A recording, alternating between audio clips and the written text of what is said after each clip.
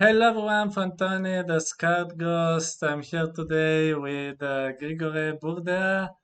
Hello, Grigore. Thanks for being here with me Ni- today. Thank you for inviting me, Tony. I'm glad to chat with you. We have many things that I think will be of interest. Yeah, so I decided to invite you also because you just released your book and we're curious to talk about it. But first of all, since maybe some of my viewers and readers don't know about you, I want to ask you, um, who are you? And can you? I know you are since a lot of time in the field, so maybe explaining this question may require a lot of time. But everyone is very curious. Who are you? What's your story? Yeah, I actually got my first degree in Bucharest, Romania. I was valedictorian at a technical institute over there, but I was passionate early in my career about robotics. I got a fellowship from NYU to do a PhD in robotics in New York. So I went, that was back in the early 80s. I went and studied at Courant Institute. Um, and Then from there, I was hired by Rutgers University. For those who don't know, Rutgers is the second oldest university in the United States. Wow. So it was established before United States was United States, when we were still a colony, a British colony, right? So that's how old this university is. But they did not have somebody with a robotics background, right? So they wanted me.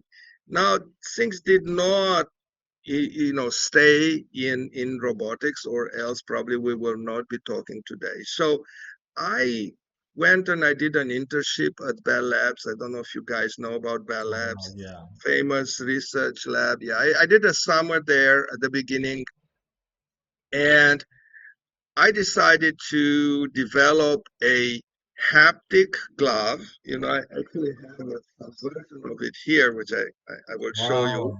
A haptic glove is something that gives you as a user the feeling of what you are interacting with in VR. So I was the first to develop, me and my group, of course, not alone, um, and patented a glove that would allow you to, let's say, pick up a ball and squeeze it and tell whether it's a rubber ball or it's a hard ball, everything else being equal. So that was one sensorial channel that was missing at the time. We're talking 1992. So the oldest journal dedicated to VR is called Presence. It's still published today by MIT Press. On the first, in the first issue of Presence, it shows this, in 1992, it shows this glove, and we wrote an article on how you can use it. And you know just as well, Tony, that the more sensorial channels we utilize in virtual reality, the more realistic the simulation Yes. becomes, and then the user becomes more productive, right? So there was interest in this in many industrial domain, but also, believe it or not, in the military. And we had some research project that was funded by the military, in which you have to picture yourself as a general who looks at a digital map with 3D symbols of troops, and let's say in reposition them like we do today in virtual reality by picking up an object and put it in another place. Yes, but let's say that on this map there is a symbol of a tank, right? And then the general, by just picking it up and squeezing it a little bit, if it felt mushy, like soft, that means that unit is not ready for battle, or it may have been already decimated. Or if it felt hard, means that tank battalion is ready and it's peak force, right?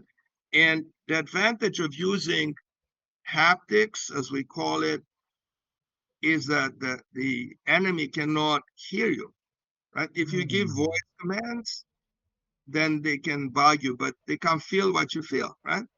So it had some additional advantages. Um, so then I said, okay, it's good to have a glove, a robotic glove, but why can't I simulate a glove and do it all in virtual reality? So at the time, I was uh, interested in a professor from University of Paris, six, there are several University of Parises. This particular one, which is also called Pierre and Marie Curie, Mhm. from the famous scientists, right? French scientists, is dedicated to science and engineering.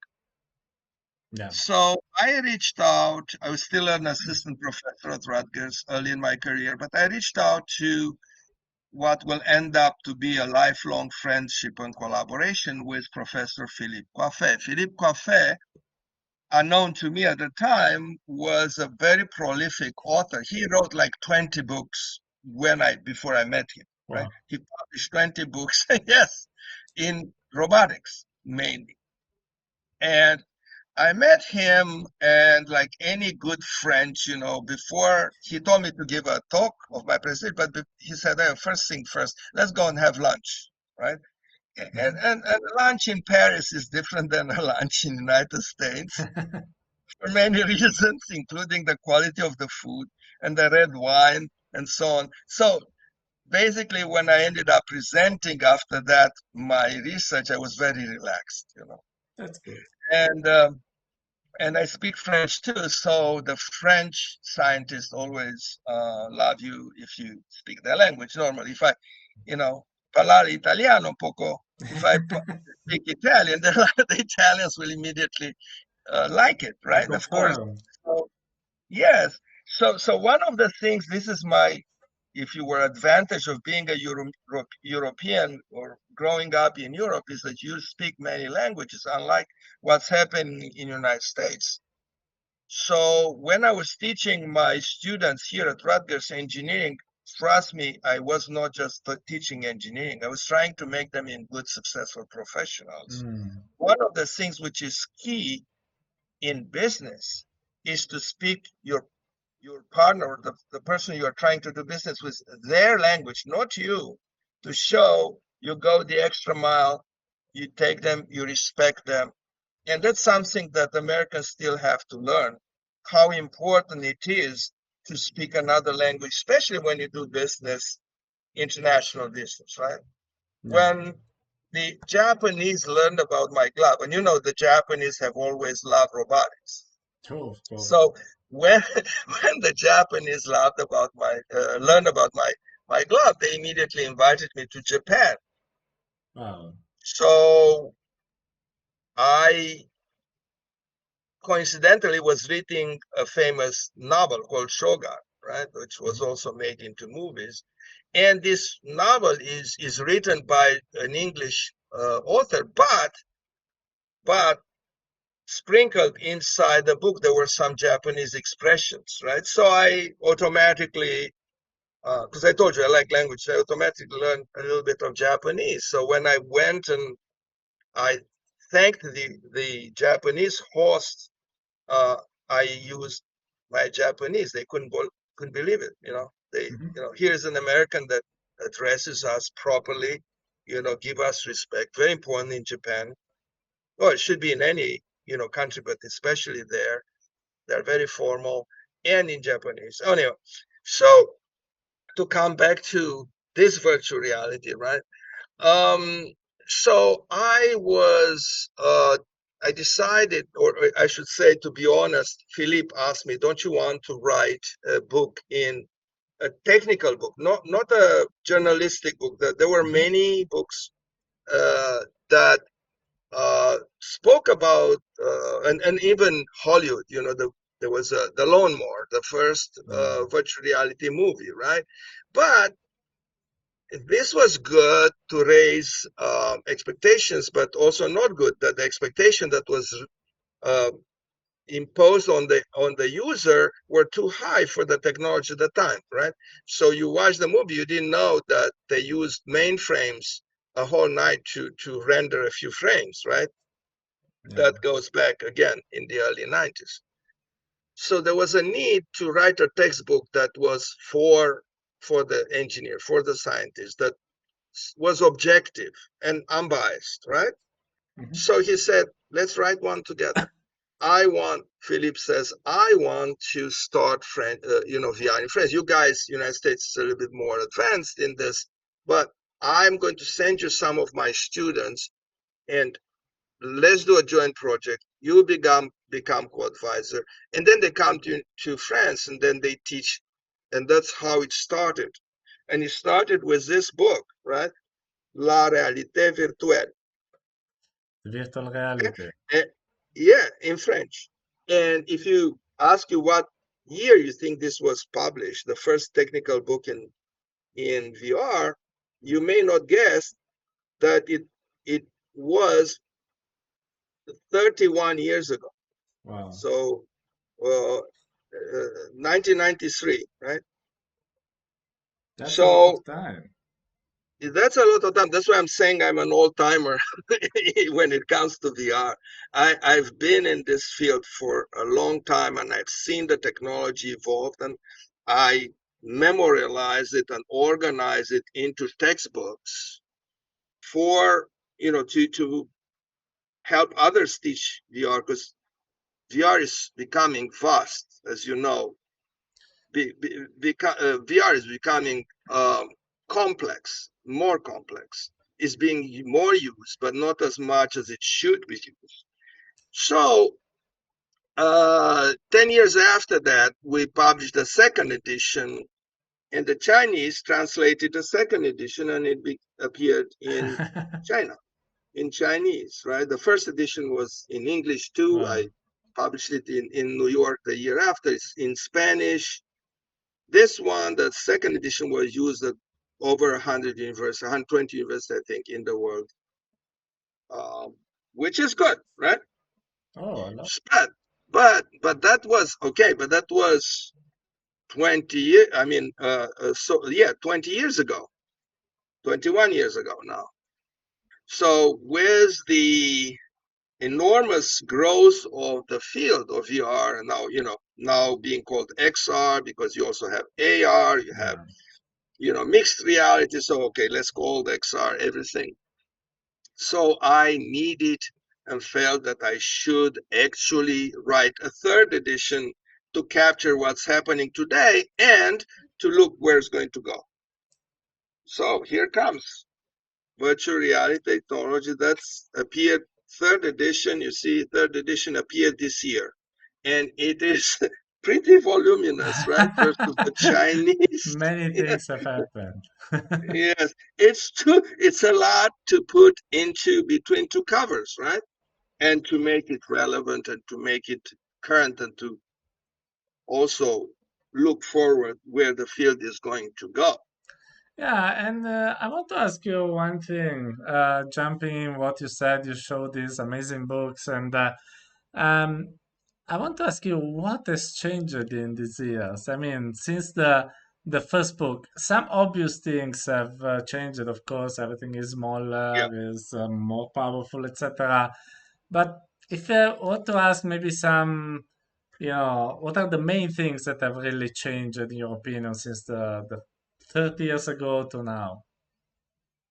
Well, some things have changed and some things have not. I mean, the human being is still the same. And in my philosophy, if you open this book and you see a block diagram of the virtual reality system, the Hmm. human user is part of the system, because the loop closes for the human, right? Hmm. So this has not changed. We have pretty much the same user.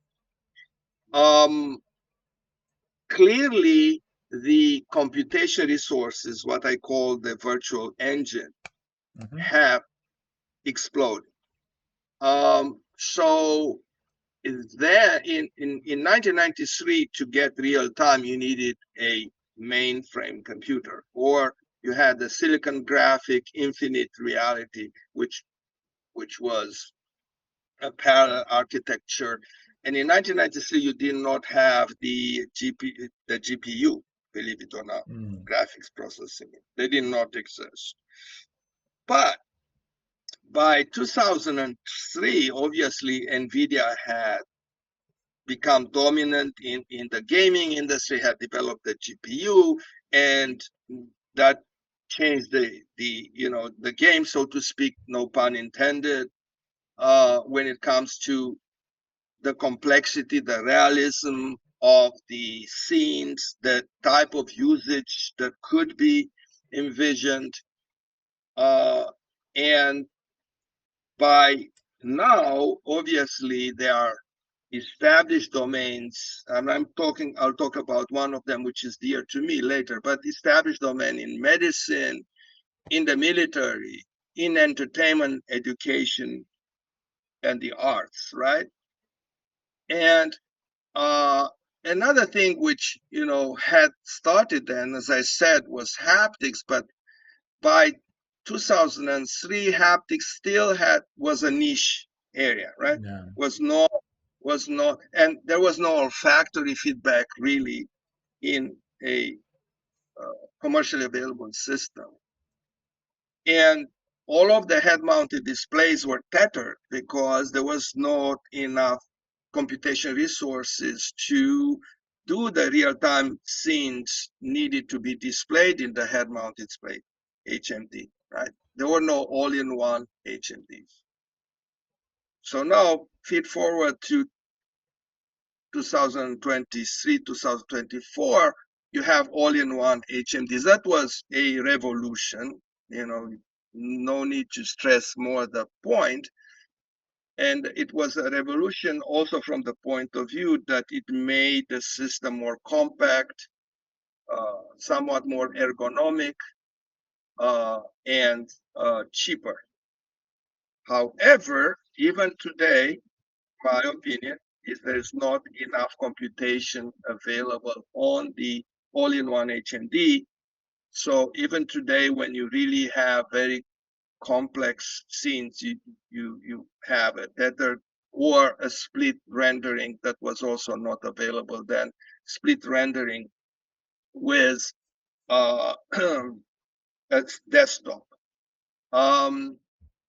And then another thing which has not changed is, unfortunately, right, cyber sickness. So cyber sickness, which is more prevalent when you wear head-mounted displays, then definitely then when you look at desktop display or a large wall display. Not that it cannot happen then too, but not as severe and not as soon. So that has not changed, unfortunately. There's still a lot of work to do to address that, and that limits somewhat the penetration in the industry, the penetration of virtual reality in many, essentially the dreamed metaverse that we all envision. So and one thing that I learned myself, the authors also learn about something before they write about it, right? So there was a prevalent thought that women are more susceptible to cyber sickness than men. Yeah, I right? heard that. Yeah, you heard that. But what you probably did not hear, but you will learn if you read this, is that the head-mounted display, let's stick with head-mounted displays for now, right? The HMD dimensions and IPD's interpupillary distance are pretty much for men heads, which are typically larger than women's. Which means that if you don't give your female user an appropriately fit head mount, then yes, she will develop more cyber sickness, but not necessarily because of the gender, but because the inappropriate or unfitted hardware. You see? I get it. Okay, so let's be objective. As I said, writing a book, and I'll come back to this writing, my writing philosophy. You have to write it unbiased, right? Mm-hmm. And even though it's a technical text, you have to write it in a style that's easy to be understood. Yes. So yeah, but you know, I have many publications, not just books, right? And and and I'm telling my students too,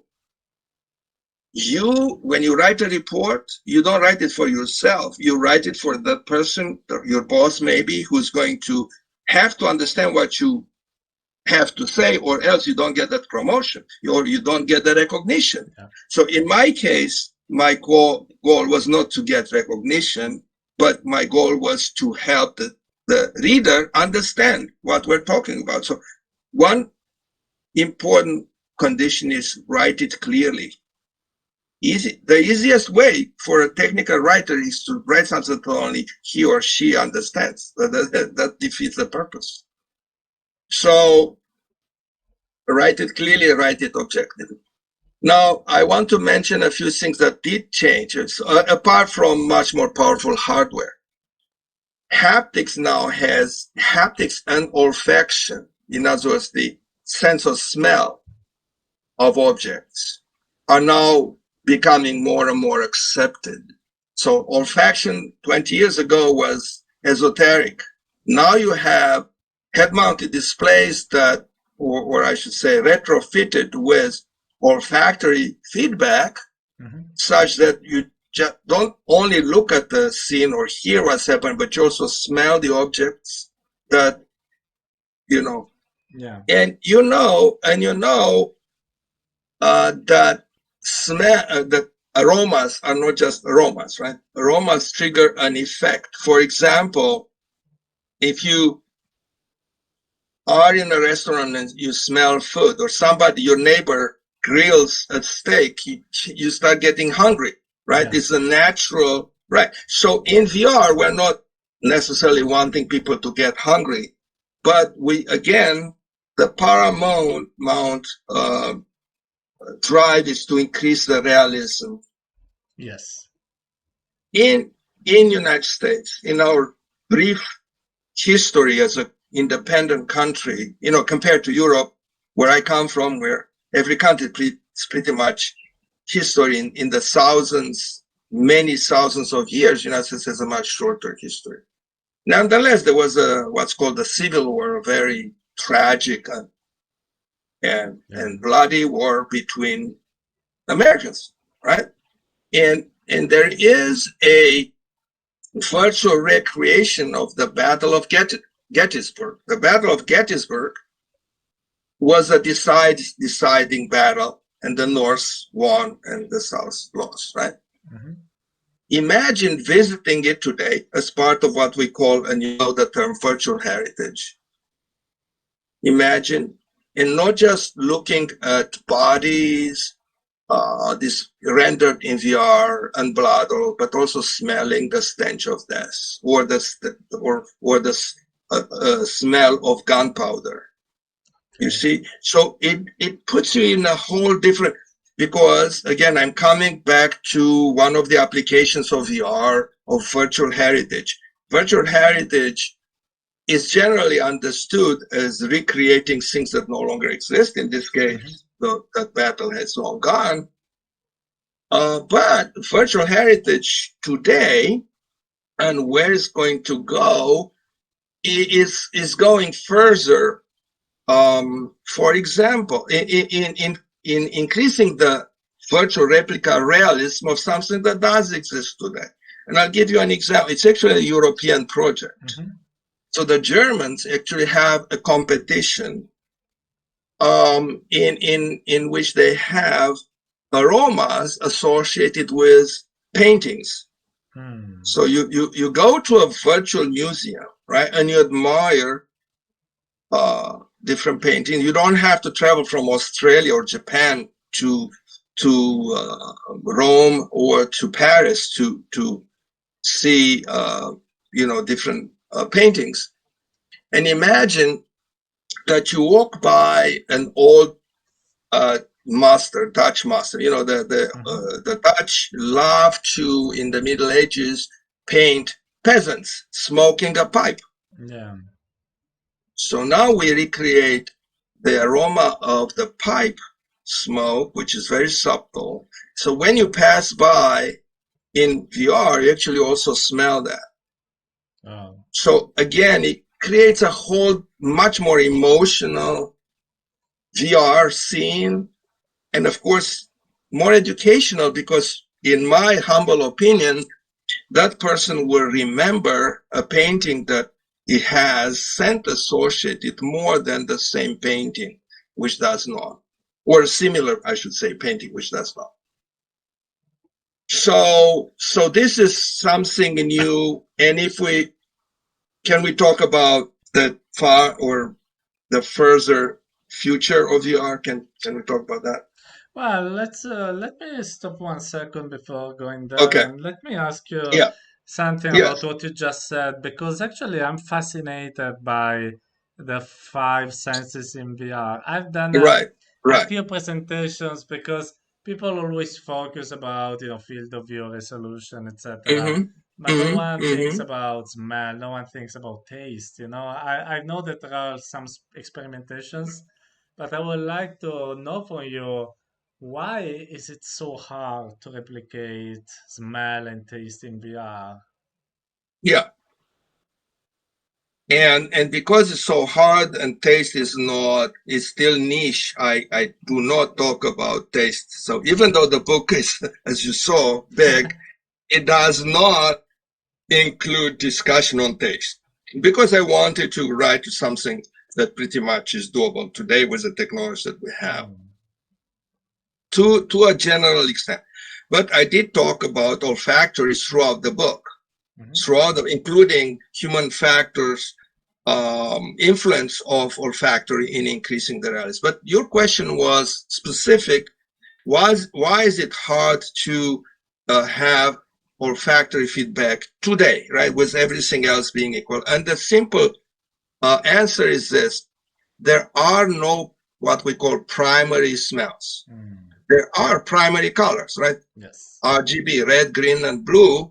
And with three colors, you can mix and match and you have any color, right? You only Mhm. need three colors,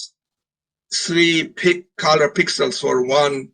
I mean, three primary pixels for one color pixel. That's all you have. Then you play with the intensity of light for that pixel, primary pixel, Yes.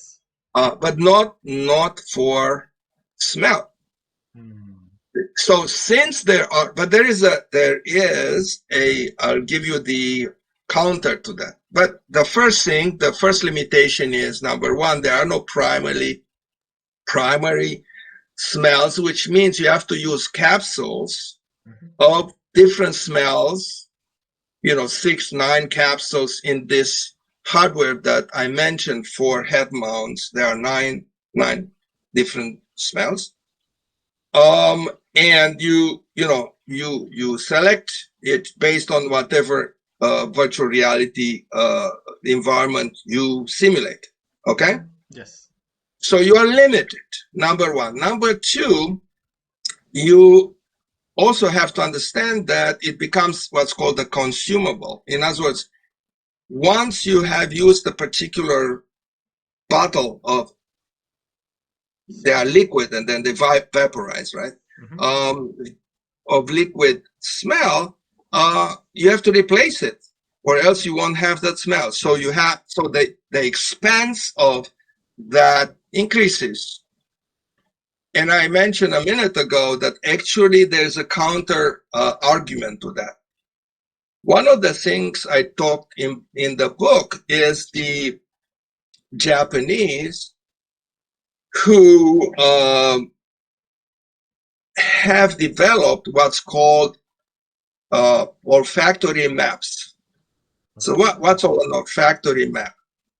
And they have they had run some studies in which the users were shown different foods, right? A fruit, coffee, a piece of pie, another kind of fruit. And at the same time was asked to say what is shown in the scene.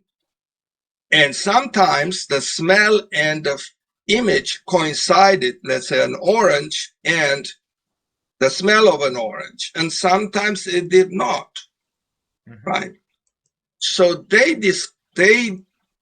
developed these maps of proximity. In other words, you have a primary smell, and you have the smell of objects that may be perceived, or the user may be convinced that the user smells another object than the smell that is being presented. So that means you can reduce the number of needed smells. You won't have 3 primary smells, but you'll have a much more reduced number of smells, and then you can simulate many objects that are olfactory close or similar to the actual smell, and the user will believe that the user smells that aroma of the object presented visually. That's very interesting. I didn't know that. Yes. And then I don't, in my human factor studies chapter, I don't talk just about cyber sickness on this. I also talk about sensorial illusion. And the fact that, yes, there are five senses, but for us humans, are these 5 senses equal or treated equally by the brain? Question mark. And what's the answer? And the answer is no. The answer is no. In VR, the vision channel is the dominant, what we call the dominant channel. As they say in English, we believe what we see, right? Yeah. But other channels in the VR simulation may present contradictory or similar but not exact signals to what we see. Yeah. But the brain, to some extent, will suppress conflicting information from other channels because of how important vision is. So the Japanese played with that, right? So, okay, I'm going to, let's say, have orange and I have an apple, and they are somewhat similar, and I present an apple on the screen, but I give the scent of orange. And the recognition is, yeah, I'll see an apple here. So that goes to that.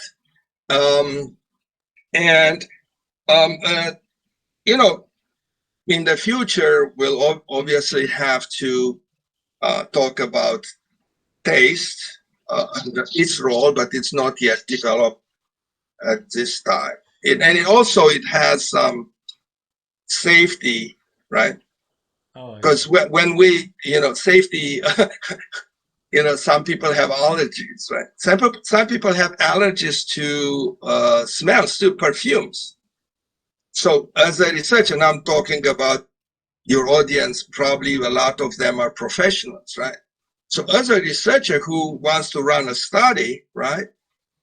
And that study, let's say, looks at olfaction. When you recruit your subjects, or we like to call them participants, because subjects in English is somewhat confusing, because the subject of a book is a subject, right? But it's not a human; it's just a subject. So in English, in America, we use participant, right? So you have to test your participants not just for likelihood of getting cyber sickness, but also for allergies related to the particular aromas that you're trying to replicate in VR, right?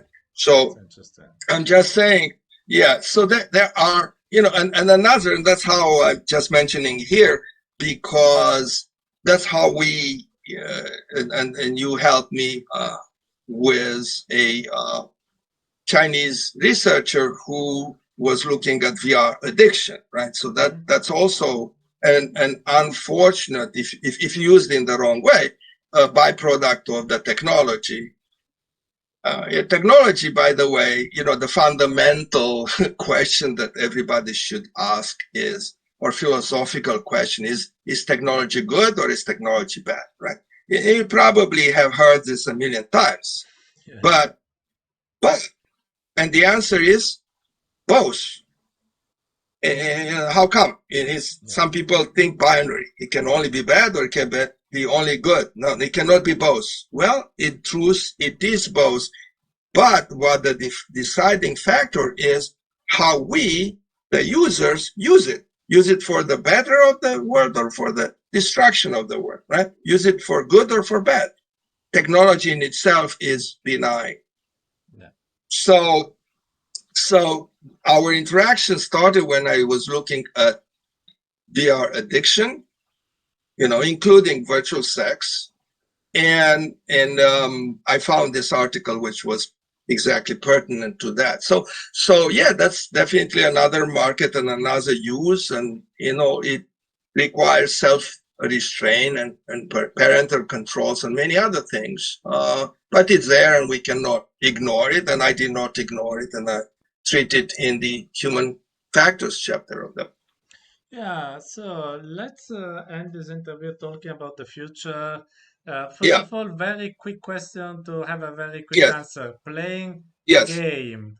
When Yes. do you expect like a smell and taste to be available already for commercial use? So like the Quest 7. Yeah. So the smell should be available today.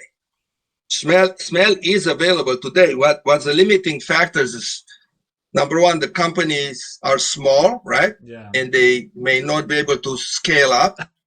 And two, the games have to be written to include olfactory. That's true. So it's a two-pronged thing. So if this is done, it can be done today. As a matter of fact, once the technology, the hardware becomes available, I'm sure the gamers will want it and the games will be written with olfactory. Taste is further down. I mean, taste could be, implemented with the thing that you asked me, looking at the future with the hardware that I'm going to mention, looking at the future. So let's mention this hardware because both of us are a bit fans of the, let's say, neural interfaces. Right. And these are always very fascinating. Of course, it's always scary in a way. But I want to tell us what do you think about them? Why do you think they're inevitable? Yeah, it's inevitable. I'm trying to find the particular drawing that talks about that. And since you were pressed for time, I'm just going to describe it. Okay, so that's one of the figures which talks about neural interface, and this would be the chip. Closer to the camera, maybe. Okay. Now it's easier. Okay. Yeah, and there is another drawing that I can't find it on the spur of the moment, which talks about the naturalness of the interaction. So you have to understand that no matter how perfect the external hardware is, whether you're talking gloves, head mounts, or factory feedback, it's still an interface. It's still encumbering the user. Yes. Head mounts are known to be, especially the cheap ones, too heavy, and older people will have a headache, and because of prolonged use, and just the weight, that the ergonomics of it. So why not completely eliminate all the external hardware? And the counter to that is there still going to be hardware? Yes, but it will need to be implanted in the brain, and is being done today on an extremely limited fashion by Neuralink, Elon Musk's company, and it's used for medical applications. By the way, I didn't talk about medical applications. I wanted to. Maybe we have time at the end. Anyway, so imagine that you have a healthy user that is enhanced with this chip. Yeah. And then the chip is connected with the pertinent regions of the brain that provide processing and sensations, right? So this chip will need to interact with a rendering hardware that is somewhere that renders the synthetic world and then feeds it in, and then the chip brings that to the vision centers. So you will be seeing what's actually you're not seeing in front of your eyes, but you will still be seeing it because this data is being rerouted through your vision centers to the vision processing centers of the brain, and you will see it. And the same principle can be done for the other senses, including taste, right? So you have a taste region of the brain. It's going to generate a signal for taste, and you're going to taste it. And now, as far as the input loop, right? So the same chip will get information from the proprioceptive system, for example. So it's going to know how you moved your arm, right? You don't need trackers and you don't need cameras. So it's going to transmit that to the remote computing cloud to change the scene based on user input, which have to be real time. Okay, so this is how I see the future, and obviously today it's controversial because of the self autonomy of a human being. Who's going to control that, or what is going to control that human being? But this is a whole other philosophical discussion, which probably will merit another and a whole different, and maybe with somebody who's even more in the philosophy of things than me. Yeah, but there is, I'm very fascinated by this field, and I have two questions I want to ask you. The first Yeah, one is, yeah, do yeah, you think is there a way to have the same interface without drilling the skull? Just with external sensors and maybe magnetic yeah, stimulation, or yeah. there is no way? No, there is always a way. As they say, we say in English, if there is a will, there is a way, right? So, so here is the thing, and maybe some people know, but I don't think it's general knowledge. So here we go. Elon Musk is developing a cell phone called the Pi phone. Mhm. That one of the features of the Pi phone is communication with a Neuralink chip. Okay. So there, a cell phone clearly has computing capabilities, and there will be more and more computing capabilities. So, so the computation is not hundreds of miles away; it's right there. The advantage, what one practical advantage of it is? No. It's much faster communication. Again, in VR, we are under the sword of real-time requirements, which Mm. long communication always have a problem of delay. We didn't talk about Mm. delay. But when your communication is with your cell phone, it's essentially instantaneous because it's right there. You don't have to go to the stratosphere and back to get the signal. You see? Yeah, so having the wires directly into the brain gives us perfect integration, while having something remote can't compete on the latency side. I mean, there will always be limited. Yeah. Once you do it through the Pi phone for now, I mean, there may be others coming. I'm sure that the technology will replicate it. You have another important advantage, which is socializing, right? Hmm.